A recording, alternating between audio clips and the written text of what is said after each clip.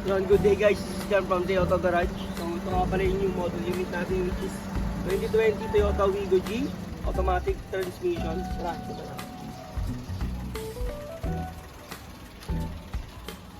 Yan, presentable paint, white color. Makikita nyo. Working naman lahat ng lights yan guys. May spoiler. Maganda yung paint. Makakapal pa yung gulong, 70 to 85% pa yan. Lahat yan, Bridgestone pa. All stock guys. Meron na rin turning lights dito sa gilid. Working din.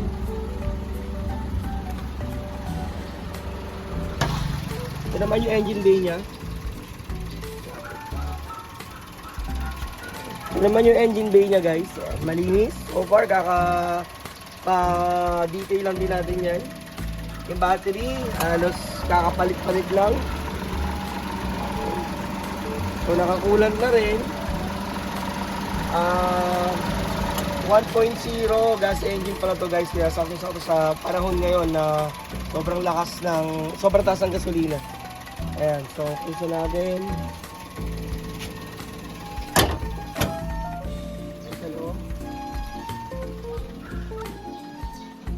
Yan yung passenger seat niya. Sakto talaga to kung sakto maliliit lang kayo sa pamilya. 5, 4, ayan. 3 kids or 2 kids, pwedeng pwede. Ano pa yung loob? Tignan natin yung likod.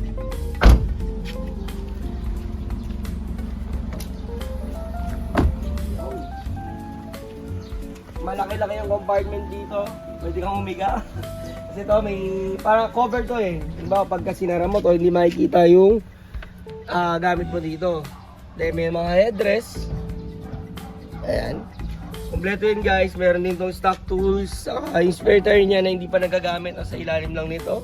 Yung spare tools naman na stock nasa may ilalim ng driver's seat.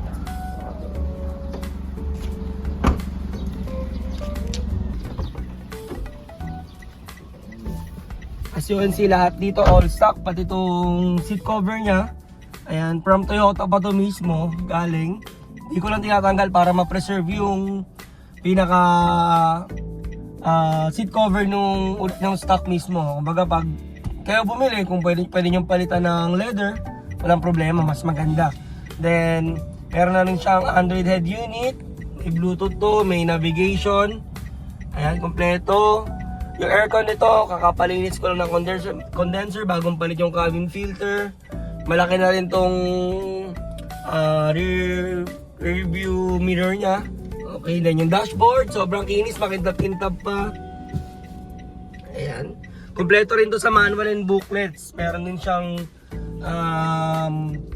warranty booklet, tsaka manual. Andun na rin yung spare key niya. Kompleto guys, pati papers. Not encumbered to. Cash na nabili ng unang owner, lady owner pala to. Kaya talagang na-preserve niya. Mababa lang yung odometer. Less than 23,000 lang. Ayan. Sobrang sariwa guys.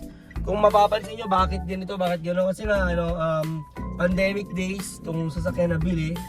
2019, 2020. So, most of the time naman, hindi naman talaga lumalabas ng tao. At the same time, si owner, parang bahay lang din, kaya talagang yung mileage ay sobrang bata.